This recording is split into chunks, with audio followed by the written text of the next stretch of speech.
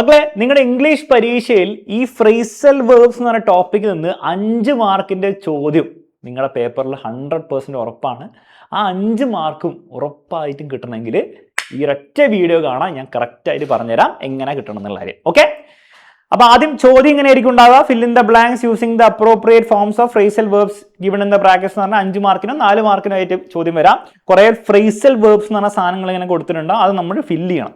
പക്ഷെ ഒരു പ്രശ്നമുള്ളത്, ഈ ഫ്രേസൽ വേർബ്സിന്റെ അർത്ഥം നിങ്ങൾക്ക് കറക്റ്റായിട്ട് അറിയില്ലെങ്കിൽ നിങ്ങൾക്ക് അത് ഫില്ല് ചെയ്യാൻ പ്രോപ്പറായി പറ്റില്ല. അപ്പോൾ കുറേ ഫ്രേസൽ വേർബ്സ് പഠിക്കണം. ലോകത്തിലുള്ള എല്ലാ ഫ്രേസൽ വേർബ്സും പഠിക്കണം വേണ്ട, ഞാൻ ഈ വീഡിയോയിൽ പറയുന്ന ഫ്രേസൽ വേർബ്സ് എങ്കിലും പഠിച്ചു പോയാൽ മതി. ധാരാളമായിട്ട് 5 മാർക്കൊക്കെ എളുപ്പത്തിൽ കിട്ടും. എന്താണ് ഈ ഫ്രേസൽ വേർബ് സാർ? ഒന്നുമില്ല, ഞാൻ നിങ്ങളോട് പറയുന്നത് നെവർ ഗിവ് അപ്പ് എന്ന് പറയുമ്പോൾ നിങ്ങൾ ഇതിൻ്റെ ലിറ്ററൽ ട്രാൻസ്ലേഷൻ ആലോചിച്ചു. എന്താണ് നെവർ? ഒരിക്കലും. ഗിവ് കൊടുക്കുക അല്ലേ, അപ്പ് മുകളിലേക്ക്. ഒരിക്കലും മുകളിലേക്ക് കൊടുക്കലെന്നാണോ ഇതിൻ്റെ അർത്ഥം? അല്ല, നമുക്കറിയാം ഇതിൻ്റെ അർത്ഥം നെവർ ഗിവ് അപ്പ് എന്ന് പറഞ്ഞാൽ ഒരിക്കലും വിട്ടുകൊടുക്കരുത് അല്ലേ, ഒരിക്കലും തോൽവി സമ്മതിക്കരുത്. അപ്പൊ ഈ ഗിവ് അപ്പ് എന്ന് പറഞ്ഞാൽ ഇവിടെ എന്താണ് ശരിക്കും? 2 റാൻഡം വാക്കുകളല്ല. റാൻഡം വാക്കുകളാണെങ്കിൽ നമ്മൾ അതിനെന്താ പറയാ, ഗിവ് അപ്പൊ മുകളിലേക്ക് കൊടുക്കരുത് എന്നുള്ള രീതിയിലാണ് നമ്മൾ അതിനെ വായിക്കുക. എന്നാൽ ഇവിടെ ഗിവ് അപ്പ് എന്ന് പറഞ്ഞാൽ ഉപയോഗിച്ചിരിക്കുന്നത് ഫ്രേസൽ വേർബ് ആയിട്ടാണ്. അപ്പൊ 2 വാക്കുകൾ ഒരുമിച്ച് വന്നിട്ട് വേറെ തന്നെ ഒരു അർത്ഥം അല്ലെ. ഗിവ് അപ്പ് എന്ന് പറഞ്ഞാൽ ഗിവ് അപ്പും അതിലൊരു ബന്ധമില്ല. ഗിവ് അപ്പ് എന്ന് പറഞ്ഞാൽ എന്താണ്? വിട്ടുകൊടുക്കുക. അപ്പൊ വേറെ തന്നെ ഒരു അർത്ഥം ഉണ്ടായി. അങ്ങനെ വേറെ തന്നെ ഒരു അർത്ഥം 2 പേരും കൂടെ ചേർത്ത് ഉണ്ടാക്കുന്നെങ്കിൽ അങ്ങനത്തെ ഫ്രേസുകളെ, 2 വേർഡ്സ് വരുമ്പോൾ ഫ്രേസ് എന്നാണ് വിളിക്കുക. ഫ്രേസിനെ നമ്മൾ ഫ്രേസൽ വേർബ്സ് എന്ന് വിളിക്കുക. അത്രേ ഉള്ളൂ. ഇതിൽ കൂടുതൽ തിയറിയിലേക്കൊന്നും പോയിട്ട് കാര്യമില്ല. നമുക്ക് പരീക്ഷയിൽ ആവശ്യമുള്ളത്, പരീക്ഷയിൽ കോമൺ ആയിട്ട് ചോദിക്കുന്ന കുറച്ച് ഫ്രേസൽ വേർബ്സ് ഉണ്ട്. ആ ഫ്രേസൽ വേർബ്സിന്റെ മീനിങ് ഓരോന്നായിട്ട് പഠിക്കുക.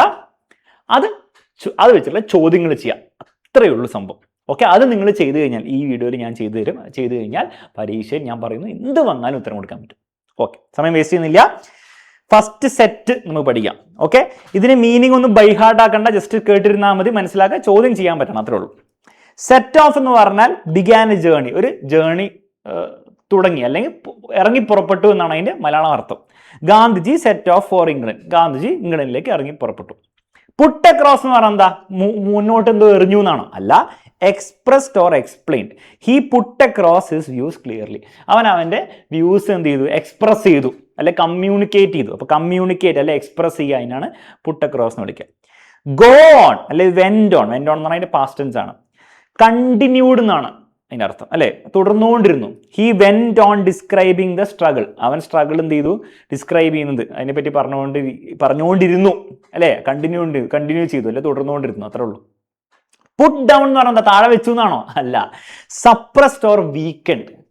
The government try to put down their spirit. അപ്പോൾ അവരുടെ എന്താണ് സ്പിരിറ്റിന് എന്ത് ചെയ്തു? ഇങ്ങോട്ട് പുട്ട് ഡൗൺ, സപ്രസ് ചെയ്യാൻ വേണ്ടി ശ്രമിച്ചു. പുട്ട് ഡൗൺ എന്ന് പറഞ്ഞാൽ സപ്രസ് ആണ്, താഴെ വെച്ചു എന്നല്ല കേട്ടോ. പുട്ടപ്പ് വിത്ത് എന്ന് പറഞ്ഞാൽ എന്താ? ടോളറേറ്റ് ചെയ്യുക, സഹിക്കുക. They put up with the lathi blows. Lathi കൊണ്ടപ്പോൾ അവരുന്ന് അത് സഹിച്ചു ആണ് പുട്ടപ്പ് വിത്ത് അല്ലെ ടോളറേറ്റ് ചെയ്തു. ടേൺ ഡൗൺ എന്ന് പറഞ്ഞാൽ എന്താണ്? തിരിഞ്ഞിട്ട് താഴേക്ക് തിരിഞ്ഞു എന്നാണോ? അല്ല, ടേൺ ഡൗൺ എന്നാൽ റിജക്റ്റ് ചെയ്യുക അല്ലേ. She turn down the offer. ആ ഓഫറിനെ റിജക്റ്റ് ചെയ്തു എന്നുള്ള വേറൊരു ഫ്രേസൽ വേർബാണ് ടേൺ ഡൗൺ. അപ്പൊ ഇത്രയും ഫ്രേസൽ വേർബ്സ് ആദ്യം പഠിച്ചു വെക്കുക. ഇതൊക്കെ വളരെ കോമൺ ആയിട്ട് എക്സാമിൽ കാണുന്നതാണ്. ഇത് വെച്ചുള്ള ചോദ്യം എങ്ങനെ വരാമെന്ന് ഞാൻ കാണിച്ചു തരാം. അതും കൂടി ചെയ്താലേ നിങ്ങൾക്ക് മനസ്സിലാവുന്നത് എങ്ങനെയാണ് പരീക്ഷയിൽ ഉപയോഗിക്കേണ്ടത്. അപ്പൊ ഇങ്ങനെ ചോദ്യം വരും. Fill in the blanks using appropriate phrasal verbs. നമ്മൾ കണ്ട ഫ്രേസൽ വേർബ്സ് ആണ്. ഏറ്റവും ബെസ്റ്റ് വീഡിയോ ഇപ്പോൾ തന്നെ പോസ് ചെയ്യാം, ഒന്ന് ട്രൈ ചെയ്ത് നോക്കുക. എയിൽ എന്തായിരിക്കും ഫ്രേസൽ വേർബ് വരിക, ബിയിൽ എന്തായിരിക്കും വരിക, ഒന്ന് ട്രൈ ചെയ്ത് നോക്കിയാൽ തന്നെ ഒരു കോൺഫിഡൻസ് കിട്ടും. തെറ്റിയാലും കുഴപ്പമില്ല, ഞാൻ ആൻസർ പറഞ്ഞുതരാം. ഓക്കെ, അപ്പൊ Gandhiji dash to England. Gandhiji എന്തായിരിക്കും? നമ്മൾ ഓൾറെഡി കണ്ടിട്ടുണ്ട്, അതുകൊണ്ടാണ് ഞാൻ പറയുന്നത്. സിമ്പിളാണ്. ഗാന്ധിജി ഇറങ്ങി പുറപ്പെട്ടു. അതിന് നമ്മൾ എന്താ പറയുക? Set off to England. അത് തന്നെ അതേപോലെ തന്നെ എഴുതി വെക്കാം. അപ്പോൾ ഇവിടെ എന്താ വരിക? സെറ്റ് ഓഫ് എന്നാണ് വരിക. Set of. ഉപയോഗിച്ചതൊക്കെ ടിക്ക് ഇടുക കേട്ടോ, പരീക്ഷയിലാണ് ടിക്ക് ഇടുക. കാരണം അതിനെപ്പറ്റി വീണ്ടും ചിന്തിക്കണ്ടല്ലോ. ബി ഓപ്ഷൻ നമ്മൾ ചെക്ക് ചെയ്യുമ്പോൾ ഈ സെറ്റ് ഓഫിനെ പറ്റി ചിന്തിക്കണ്ടല്ലോ. അപ്പോൾ ടിക്ക് ഇട്ട് പരിപാടി തീർക്കാം. അത് ബാക്കി വായിക്കേണ്ട ആവശ്യമൊന്നുമില്ല. വായിക്കാം. While attending a meeting in Morley college hall he dash his views. Express ചെയ്തു എന്നായിരിക്കും അല്ലേ. അതേതായിരുന്നു? പുട്ട് അക്രോസ് ആണ് കേട്ടോ. അപ്പോൾ he put across his views എന്നാണ് അവിടെ വരുന്നത്. He put across his views on the role of Indian women in the freedom struggle. He dashed describing how bravely they took part in processions. He നിർത്താതെ ചെയ്തുകൊണ്ടിരുന്നു അല്ലേ. അപ്പൊ എന്താ വരിക? Go on ആണ് ഇവിടെ വരിക അല്ലേ. കണ്ടിന്യൂ ചെയ്തു, തുടർന്നുകൊണ്ടേയിരുന്നു. ഗോ ഓൺ പക്ഷേ പാസ്റ്റ് ടെൻസിലാണ് മൊത്തം സെൻറ്റൻസ് ഉള്ളത്, മൊത്തത്തിൽ പാസ്റ്റ് ടെൻസിലാണ്. അപ്പോൾ നമ്മൾ എപ്പോഴും വെൻ അത് പാസ്റ്റ് ടെൻസിലേക്ക് ആക്കണം, ആവശ്യം ഉണ്ടെങ്കിൽ. മിക്ക സമയത്തും ആവശ്യം ഉണ്ടാവും. അപ്പോൾ അത് വെൻറ്റ് ഓൺ എന്നാക്കുക. ഈ went on describing how they bravely took part though the British government try to dash their spirit. Suppress ചെയ്യുക. സപ്രസ് ചെയ്താണ് turn down. Decided to turn down their spirit. Turn down ഉപയോഗിച്ചു. They dash the lathi blows. They സഹിച്ചു. അല്ലേ, അതെന്താ പറയുക, ദേ put up with ആണ്. ഇവിടെ puttu down ഇല്ല, അവിടെ അല്ല ടേൺ ഡൗൺ അല്ല, സോറി കേട്ടോ, ഇത് ടേൺ ഡൗൺ എന്ന റിജക്റ്റ് ആണ്. അപ്പോൾ though the British government try to suppress ചെയ്യാന്ന് പറഞ്ഞാൽ പുട്ട് ഡൗൺ എന്നാണ്. ഞാൻ പറഞ്ഞപ്പോൾ തെറ്റിപ്പോയി കേട്ടോ. ടേൺ ഡൗൺ എന്നാണ് റിജക്റ്റ് ചെയ്യാന്നാണ്. ടേൺ ഡൗൺ നമ്മൾ ഉപയോഗിച്ചിട്ടില്ല, പുട്ട് ഡൗൺ ആണ് ഉപയോഗിച്ചത്. ആൻസർ ഇപ്പോൾ വേണ്ട, പുട്ട് ഡൗൺ ആണ് വരേണ്ടത്. Put down though the British put down the spirit they dash lathi, സഹിച്ചു. അപ്പോൾ സഹിച്ചു ഏതായിരുന്നു, ടേൺ ഡൗൺ അല്ല. എവിടെ പോയി പുട്ട് അപ്പ് വിത്ത്, ടോളറേറ്റ് ചെയ്തു. പുട്ട് അപ്പ് വിത്ത് എന്ന് പറഞ്ഞാൽ ടോളറേറ്റ് ചെയ്തു. അപ്പോൾ ഇവിടെ ഉപയോഗിക്കാത്ത ഏതാണ്, പുട്ട് അപ്പ് വിത്ത് ഉപയോഗിച്ച് ടേൺ ഡൗൺ മാത്രം റിജക്റ്റ് ചെയ്തു എന്നുള്ള കാര്യം നമ്മൾ ഉപയോഗിച്ചിട്ടില്ല. It's okay. എപ്പോഴും ഒരെണ്ണം ബാക്കി മിക്ക സമയത്തും വരും, ഇത് ഉപയോഗിക്കേണ്ട ആവശ്യമില്ല. അപ്പം ഇതിൻ്റെയൊക്കെ മീനിങ് വിത്ത് കോണ്ടെക്സ്റ്റ് മനസ്സിലാക്കുക. അതുപോലെ ചോദ്യം വരുമ്പോൾ എളുപ്പത്തിൽ അങ്ങോട്ട് ചെയ്യുക. അത്രേ ഉള്ളൂ പരിപാടി. ഓക്കെ. പക്ഷേ ഒരു പ്രശ്നമുണ്ട്, ഇത്രയും ഫ്രേസൽ വേർബ്സ് മാത്രം പഠിച്ചാൽ പോരാ, ബാക്കിയുള്ള ഫ്രേസൽ വേർബ്സും പഠിക്കണം. അതും കൂടി പഠിച്ചു കഴിഞ്ഞാൽ കുറച്ച് സെറ്റ് ഉണ്ട്, ആ സെറ്റുകൾ പഠിച്ചു കഴിഞ്ഞാൽ ഏത് വന്നാലും നിങ്ങൾക്ക് ഉത്തരം പറയാൻ പറ്റും. ഓക്കെ. അപ്പോൾ അടുത്ത സെറ്റ് ഫ്രേസൽ വേർബ്സിലേക്ക് കിടക്കാം. അടുത്ത സെറ്റിൽ ഫ്രേസൽ വേർബ്സ് ആണ് നിങ്ങൾ കാണുന്നത്. ഗോ ആണ് നമ്മൾ ഓൾറെഡി കണ്ടു. Continue or doing something. Go ഓണും എൻഡ് ഓണൊക്കെ സെയിം ആണ്, തുടർന്നുകൊണ്ടിരിക്കാം. ടേക്കൺ എ ബാക്ക്, തിരിച്ചെടുത്തു എന്നാണോ? അല്ല. ടേക്കൺ എ ബാക്ക് എന്ന് പറഞ്ഞാൽ surprised or shocked. She was taken aback by the news. ഈ ന്യൂസ് കേട്ടപ്പോൾ അവൾ സർപ്രൈസ് ടൈപ്പ് അല്ലെ, ഷോക്ക്ഡ് ആയി പോയി. Taken aback. Take over എന്ന് പറഞ്ഞാൽ എന്താണ്, ഓക്യുപ്പൈ ഓർ ഗെയിൻ കൺട്രോൾ, പിടിച്ചെടുക്കുക, അത്രേ ഉള്ളൂ. The tall buildings have taken over the street, പിടിച്ചെടുത്തു. സംഭവം. ബേസ്റ്റ് ഇൻ ടു ടിയേഴ്സ് അല്ലെ ബേസ്റ്റ് ഇൻ ടു ലാഫ്റ്റർ, പെട്ടെന്ന് എന്ത് ചെയ്തു അങ്ങോട്ട് തുടങ്ങി അല്ലേ, ഒന്നെങ്കിൽ കരയായിരിക്കും അല്ലെ ചിരിക്കുകയായിരിക്കും. ബേസ്റ്റ് ഇൻ ടു ടിയേഴ്സ് അല്ലെ ബേസ്റ്റ് ഇൻ ടു ലാഫ്റ്റർ എന്ന് പറയും.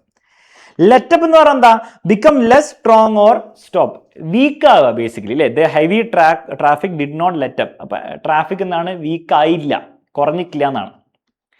ടേക്ക് അവേ എന്ന് പറഞ്ഞാൽ എന്താ, remove something, please take away this book, എടുത്ത് മാറ്റി, അത്രേ ഉള്ളൂ.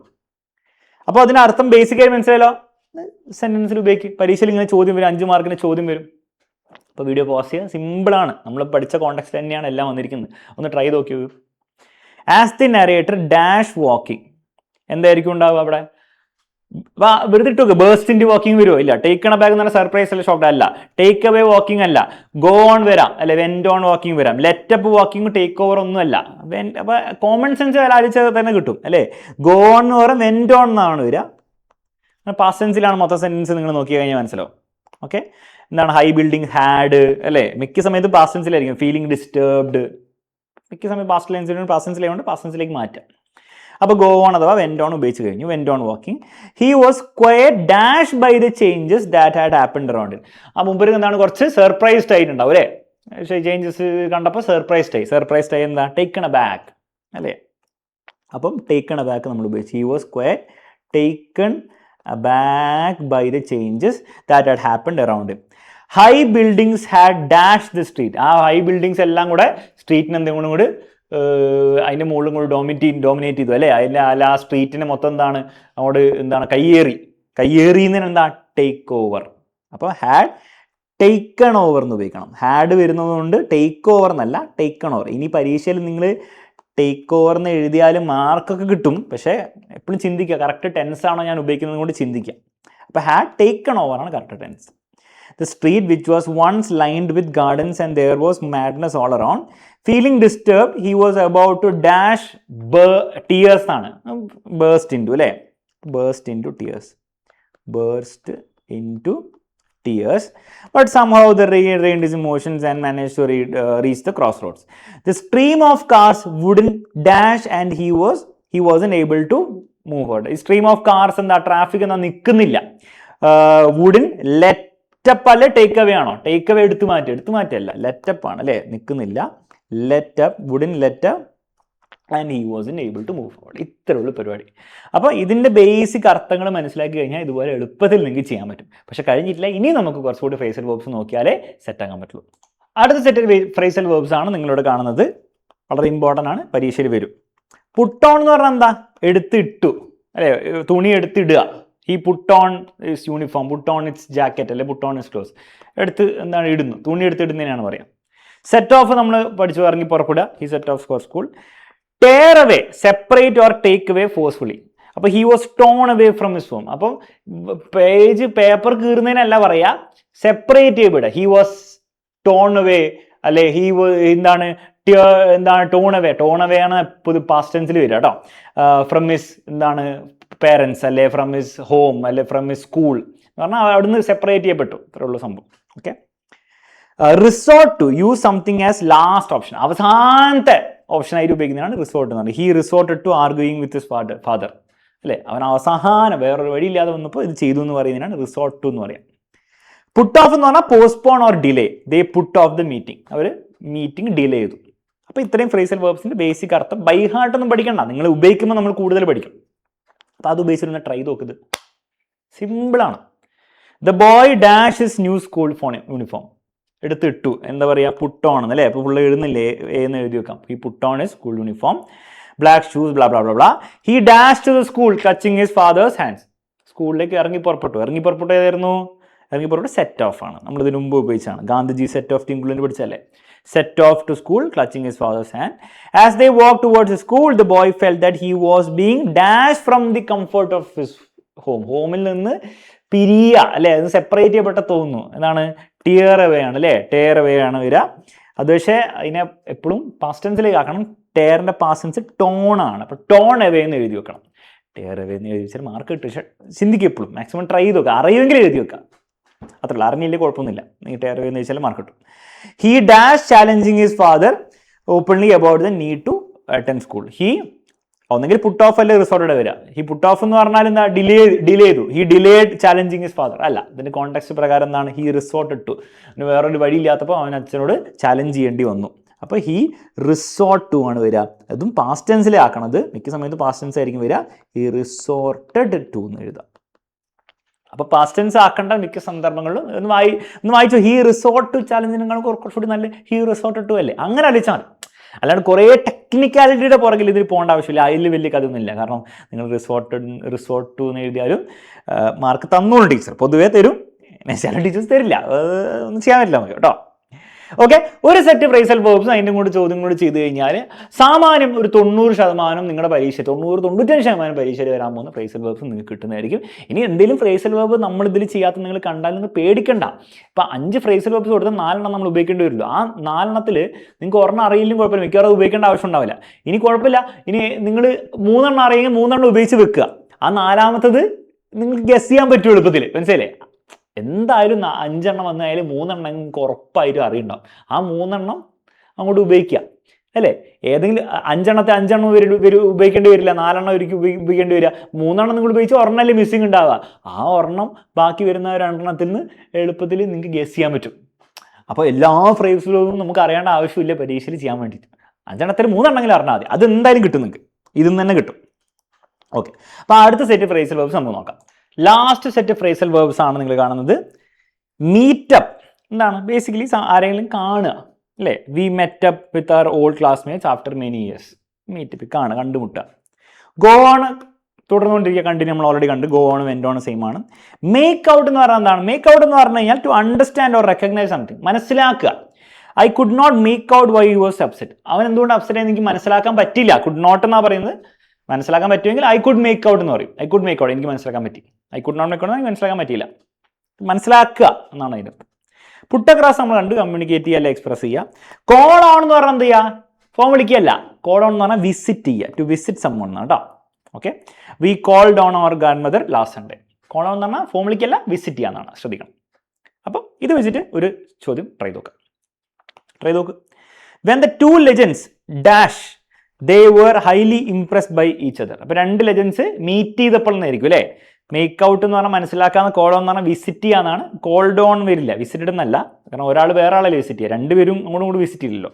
പുട്ട് അക്രോസ് എന്ന് പറഞ്ഞാൽ കമ്മ്യൂണിക്കേറ്റ് ചെയ്യാന്നാണ്. മീറ്റപ്പ്, യെസ് മീറ്റപ്പ് ആണ് വരിക. പാസ്റ്റ് ടെൻസിലാക്കാണ് കൂടുതൽ ഉചിതം.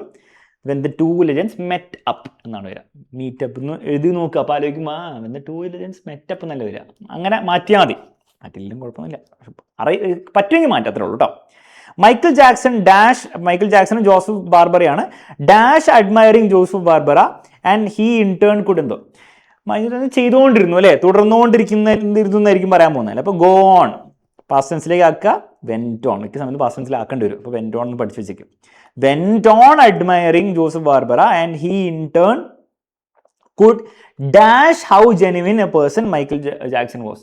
ഡാഷ് മനസ്സിലാക്കാൻ പറ്റിയെന്നായിരിക്കും അല്ലേ. കോൾ ഓൺ വിസിറ്റ് ചെയ്യുക, പുട്ട് അക്രോസ് കമ്മ്യൂണിക്കേറ്റ് ചെയ്യുക ഒന്നല്ല, മനസ്സിലാക്കാൻ പറ്റി. Make out, he could make out എന്നാണ് വരിക. അപ്പോൾ ആൻസർ എന്താ അവിടെ? Make out. ബാർബറ ഇവിടെ പോയി he could make out how genuine a person Michael Jackson was. Barbara dash his demand for an autograph which was immediately obliged by Michael Jackson. Barber എന്ത് ചോദിച്ചു അല്ലെ കമ്മ്യൂണിക്കേറ്റ് ചെയ്ത് ചോദിച്ചു എന്നാണ് വരിക. അപ്പം കോൾ ഓൺ എന്ന് പറഞ്ഞാൽ ഫോം വിളിക്കാന്നല്ല, വിസിറ്റ് ചെയ്യാന്നാണ്. വിസിറ്റഡ് ഈസ് ഡിമാൻഡ് എന്നാണോ? വിസിറ്റഡ് എന്നല്ല, എന്തായിരിക്കും വരിക? പുട്ട് അക്രോസ് ആണ് വരിക. അപ്പോൾ പുട്ട് അക്രോസ് എഴുതുക, പരിപാടി തീർക്കുക, 4 മാർക്ക് സെറ്റാക്കുക.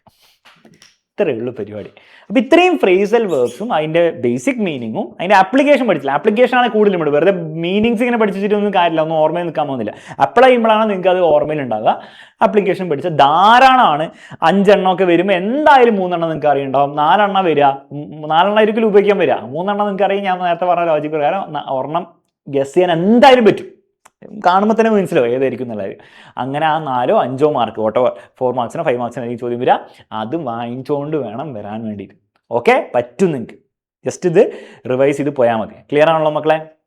റെഡി? അപ്പോൾ അഗെയിൻ ഓൾ ദി ബെസ്റ്റ്. എക്സാമിൻ്റെ ബാച്ചിലേക്ക് ജോയിൻ ചെയ്ത് എല്ലാ സബ്ജക്റ്റും ടോപ്പിക് വൈസ് ക്ലാസ്സും പ്രീവിയസ് ഇയർ ക്വസ്റ്റൻസ് ഒക്കെ ഉപയോഗിച്ച് പ്രോപ്പറായിട്ട് ഇനി പഠിക്കണമെങ്കിൽ ബാച്ചിൽ ജോയിൻ ചെയ്യാം. ഇപ്പം നിങ്ങൾക്ക് ജോയിൻ ചെയ്യുന്നവർക്ക് ഓഫറും കാര്യങ്ങളൊക്കെ ഉണ്ട്. ഈ നമ്പറിൽ കോൺടാക്ട് ചെയ്താൽ നിങ്ങൾക്ക് എൻ്റെ ഡീറ്റെയിൽസ് അറിയാൻ പറ്റും. അടിപൊളിയായിട്ട് പഠിക്കുക. All the best once again. പിന്നെ വീഡിയോ യൂസ്ഫുൾ ആയാലും ഫ്രണ്ട്സിന് ഒന്ന് ഷെയർ ചെയ്ത് കൊടുക്കടാ.